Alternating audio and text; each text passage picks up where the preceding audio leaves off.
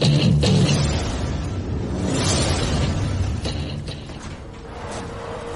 صحابانو د ایمان د داستان یوویشتمه برخه.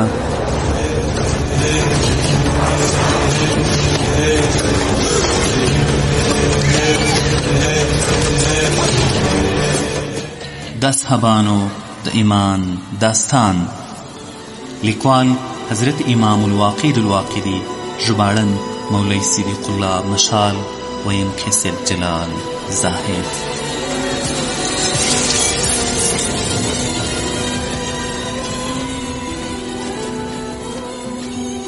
بسم الله الرحمن الرحیم. د اصحابانو د ایمان داستان محترم او درنو اوریدونکو، په دې هیله چې تر دې دمه به جوړ روغ صحتمند او خوشحاله به یاست، په خپلو ورځنیو کارونو کې به کامیاب او بریالي یاستئ.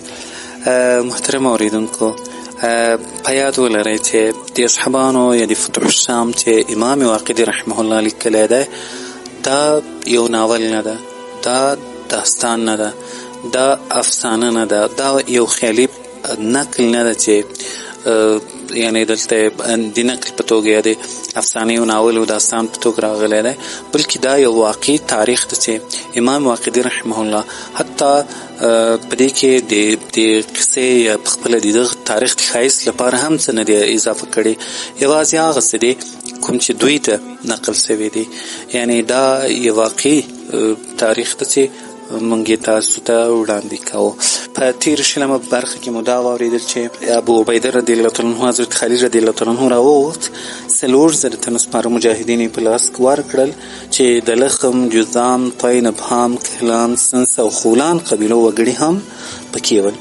نوموړي خالد ته وویل: ای ابو سلیمانه، دا لښکر سره بوزه معرې ته، او معرې ته نږدې حلب ده، هلته پر عواصم نومي ښار برید وکړه، او چې د دې ښارونو له فتحې وزګار شوې بیرته راوګرځه، خپل جاسوسان پر کار وګماره او وګوره چې دښمن مرستندویان شته او که نشته. خالد رضی الله تعالی عنه امر ته غاړه کېښوده او بیرغ یې واخیست، لښکر مخکې روان شو.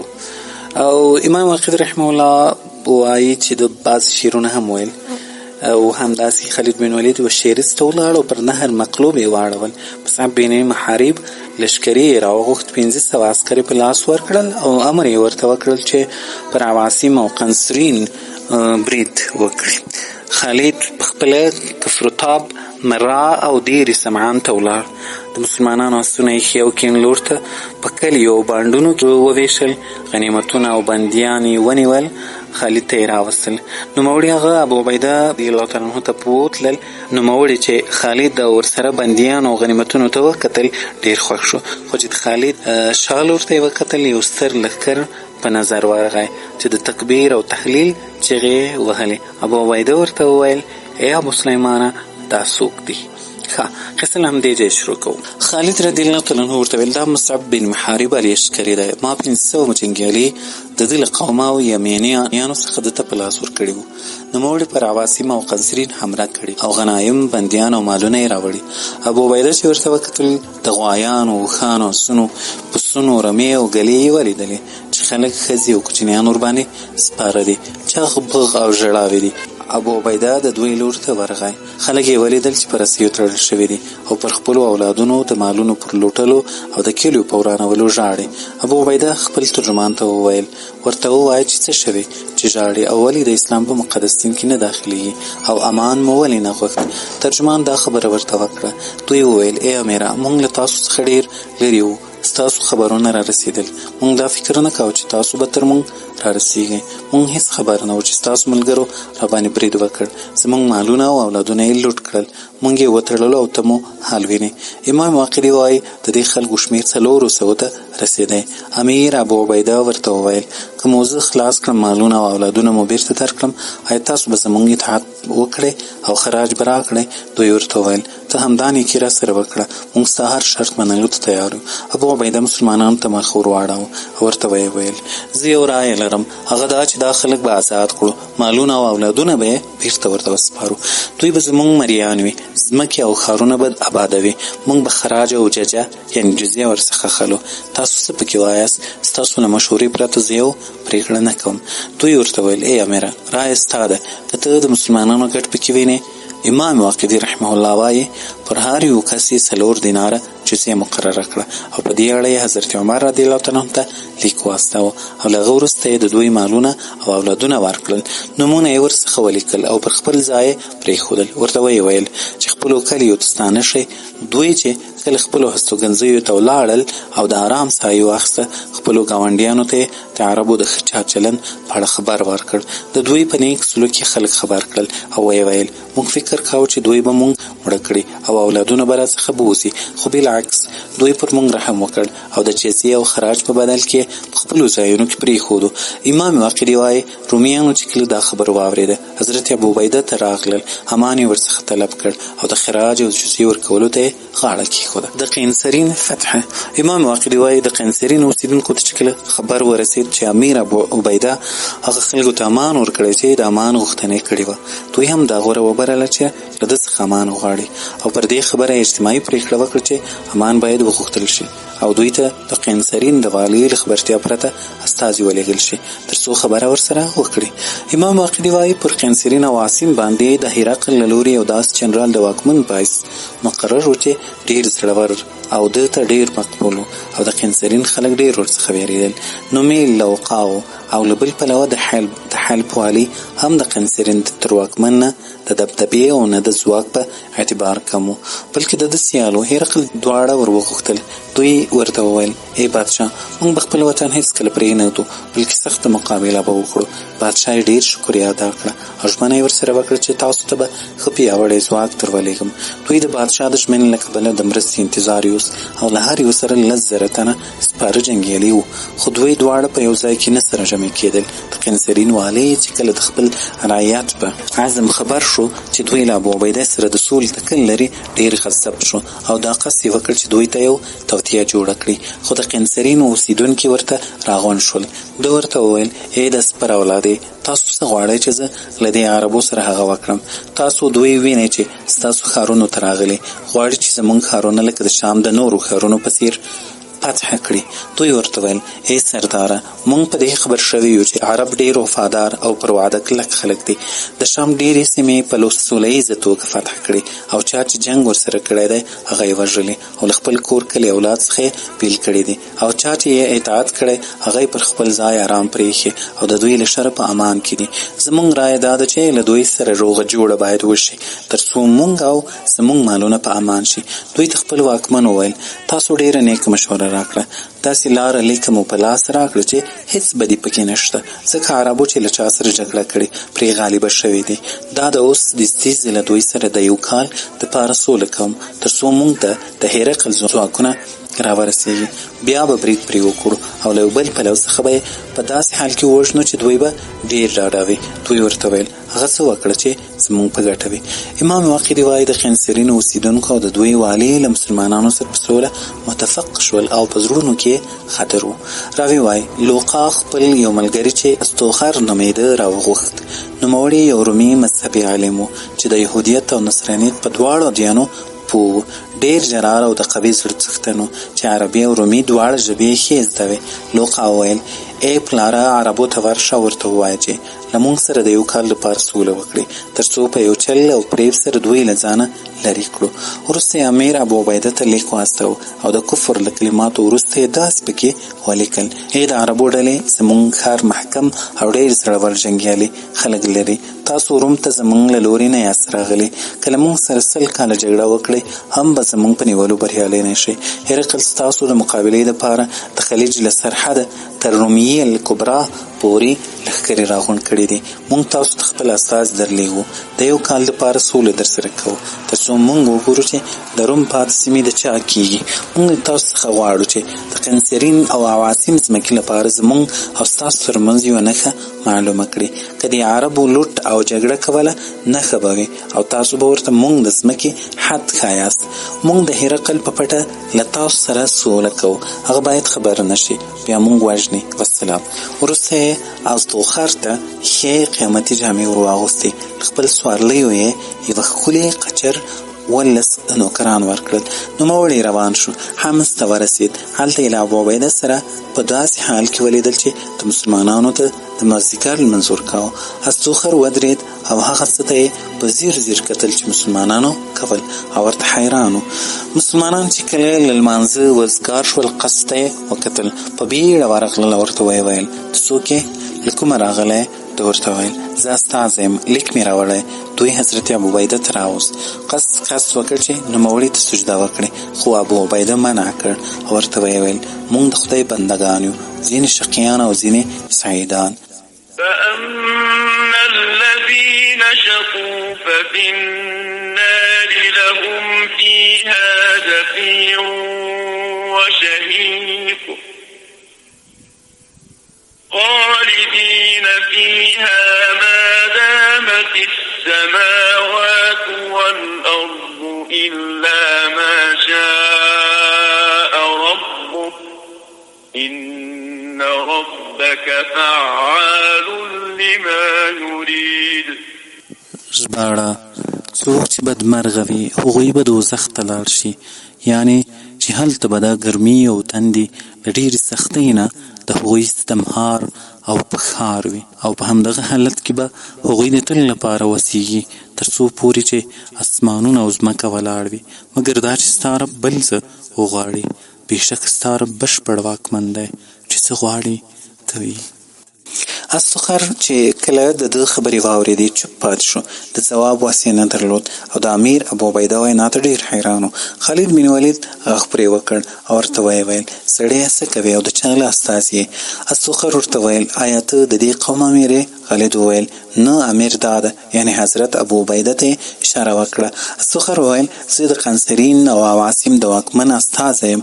لیک یې راویست، ابوعبیده ته یې نوموړي لیک مسلمانانو ته ولوست. خالد چې کله د لیک متن واورېد چې د خپل ښار ستاینه یې پکې کړې وه، د جنګیالیو زړورتیا او کثرت یې ښودلی و او مسلمانانو ته یې د هرقل په لښکر سره تهدید ورکړی و، نوموړي سر وښوراوه او ابوعبیده ته یې وویل زما دې د هغه ذات په حقیقت قسم وي چې موږ یې بریالي کړي یو او د محمد صلی الله علیه وسلم له امته یې ګرځولی یو.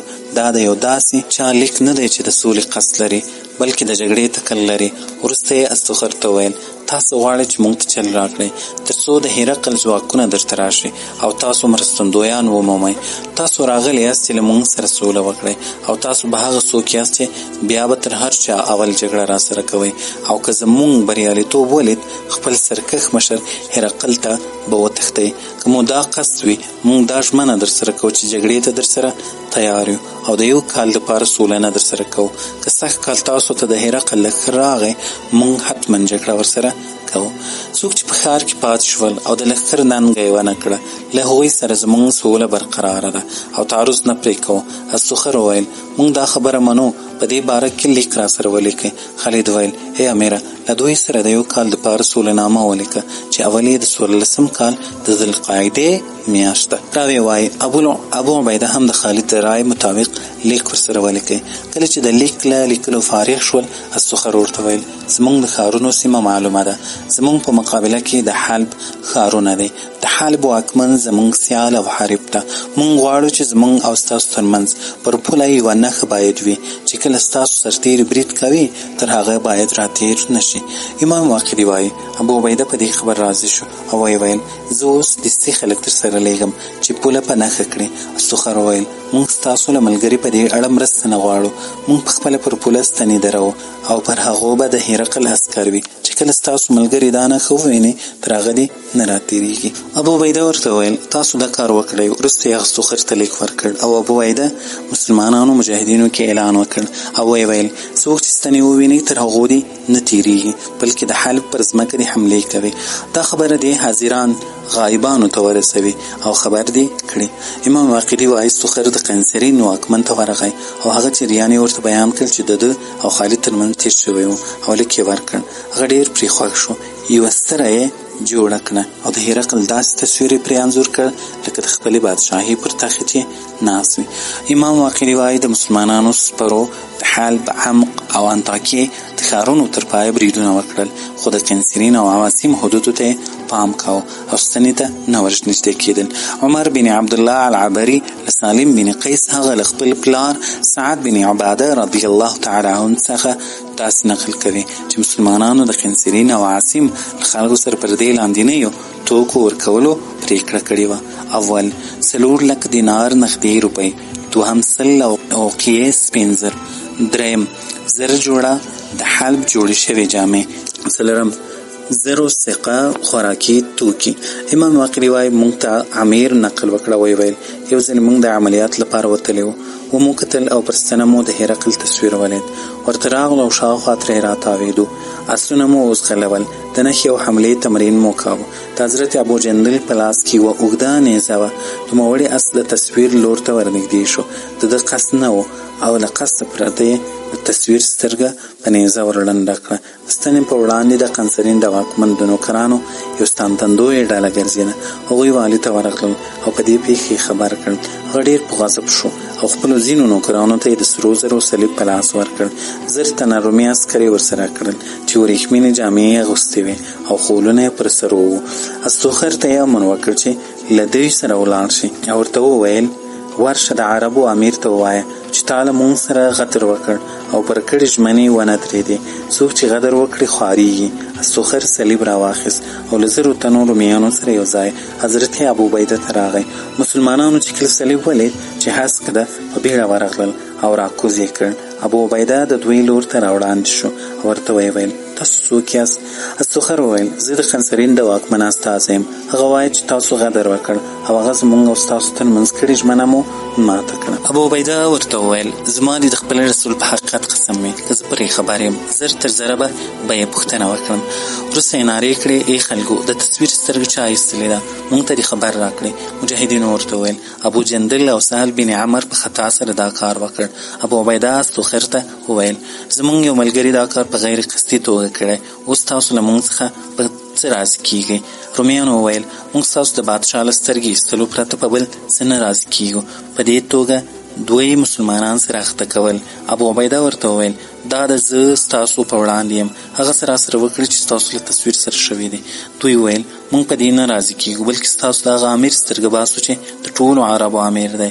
دوی ورته ویل زموږ د ستر امیر سترګه ډېر قدرمنه ده تر دې چې تاسو یې د بت په بدله کې وباسئ.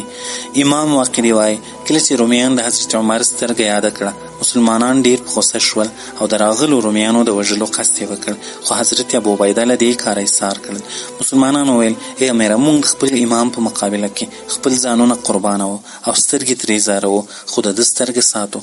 استوخر چې کله ولیدل چې مسلمانان د ده ورسره ملګرو د وژلو قصد وکړ نو ویې ویل نه ستاسو او نه د عمر سترګې باسو بلکې ستاسو د امیر صورت انځوروو او داسې څه ورسره کوو لکه زموږ د ستر واکمن له تصویر سره چې شوي. مسلمانانو ویل زموږ ملګري دا کار په غیر ارادي توګه کړی او تاسو یې په قصد سره کوئ.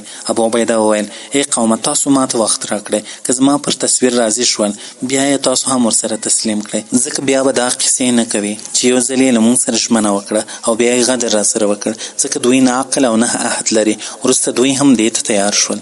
امام واقعي وایي دوی د ابوعبیده تصویر پر یوه ستنه انځور کړ او د شیشو سترګې ور جوړې کړې.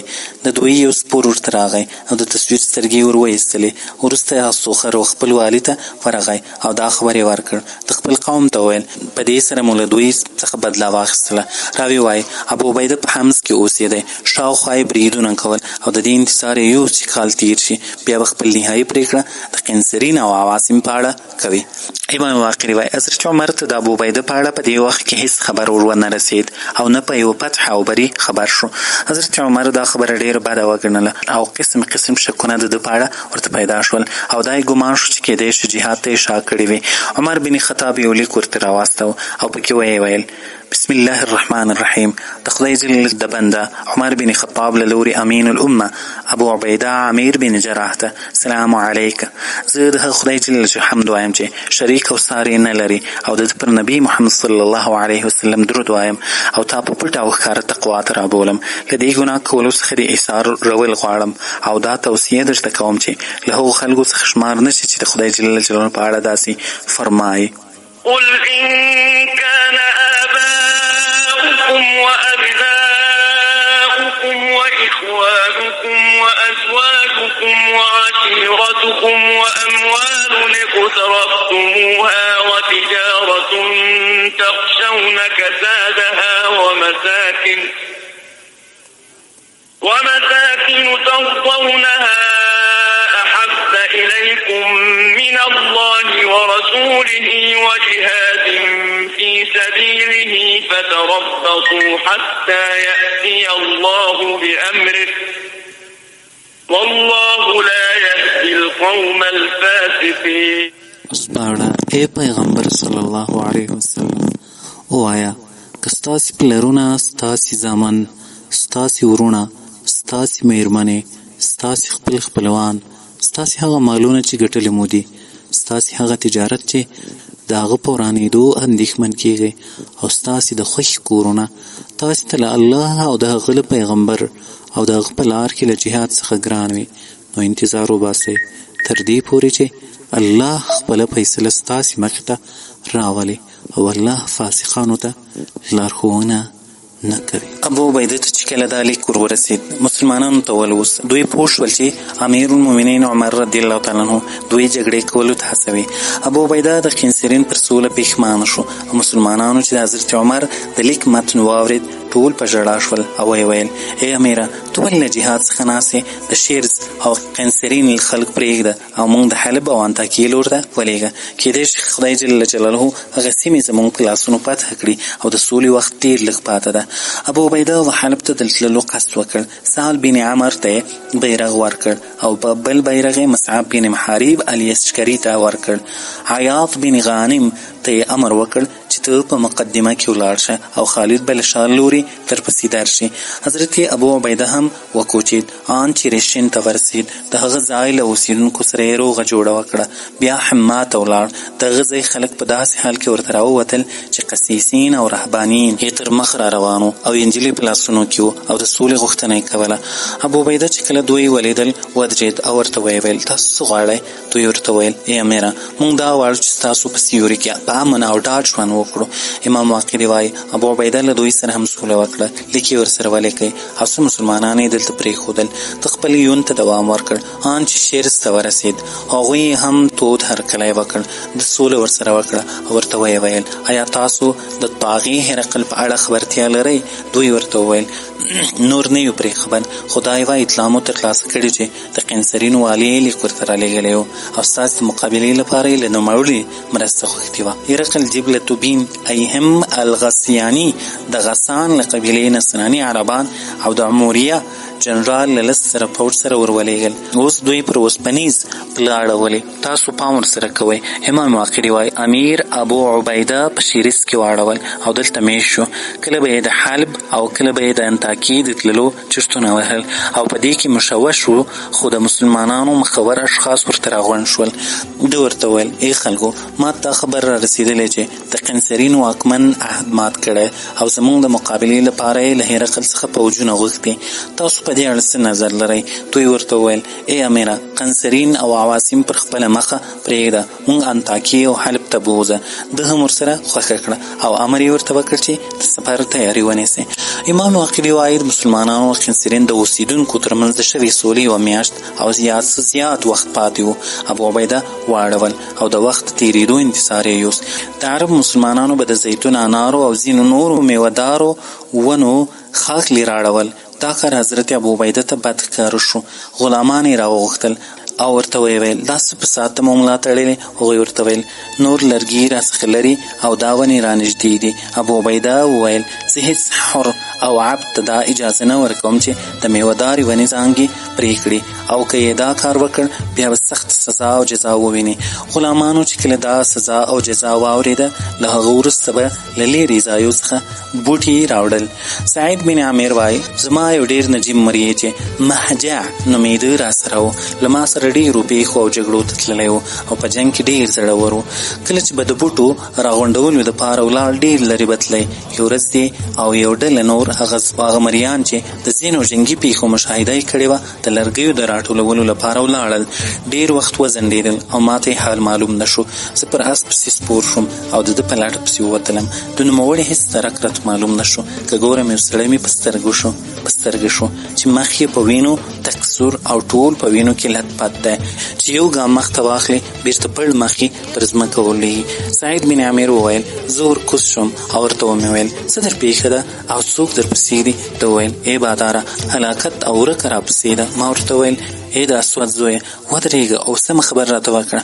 سعید ویل نوموړي بالکل درېدلی نه شوی. پړ مخې به پر مخ غورځېد. ما پر مخ اوبه ورتوی کړې. له وینه یې لږ څه تم شوه. یو څه برابر شو او راته ویې ویل ای باداره خپل ځان خلاصوه او که نه دښمن به در پسې راورسېږي او داسې به در سره وکړي لکه له ما سره یې چې وکړل. ما ورته ویل هغه څوک و چې له تا سره یې داسې څه وکړل چې د لیدلو نه دي؟ ده راته وویل ای باداره زه او یوه ډله نور مریان ووتلو چې لرګي راوړو. په صحرا کې ښه وړاندې ولاړو. له یوې ډلې سپرو سره مخامخ شو چې 1000 تنو ته یې شمېر رسېدی. ټول عرب او د سرو او سپینو زرو صلیبونه یې په غاړه وو. نیزې ورسره وې چې کله یې موږ ته وکتل زموږ لور ته یې رامنډې کړې. زموږ شاوخوا راتاو شول او زموږ د وژلو قصد یې وکړ. ما خپلو ملګرو ته وویل برید ورباندې وکړئ. دوی راته ویل هلاک شي څوک جګړه ورسره کولی شي؟ موږ له دومره خلکو او آسونو سره څنګه جګړه وکړو؟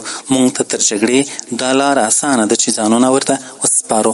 ما ورته ویل زه قسم په خدای که ژوندی ځان په لاس ورکړم بلکې سخته جګړه به ورسره وکړم. دوی چې کله زما جدت ولید دوی هم زما په څېر جګړې ته تیار شول. له دښمن سره مو جګړه وکړه. 10 نفره زموږ مړه 19 مؤثران او زه په وینو کې لت پت پړ مخې ولوېدم. دوی راڅخه ولاړل او زه یې همدغسې پرېښودم. سعید بن عامر الانصاري وایي قسم په خدای جل د مریانو په پیښه ډېر خفه شوم. دوی مې خپل شاته سپور کړ او بېرته راوګرځېدم. په دې وخت کې زما د شاله آسونه هم راڅرګند شول او د باد یا سیلاب په ډول را روان و چې ورته ومې کتل. د اصحابانو د ایمان داستان د 1مې برخې محترم او درنو اورېدونکو دا وه زموږ نننۍ برخه. تر بیا مو په الله سپارم. السلام علیکم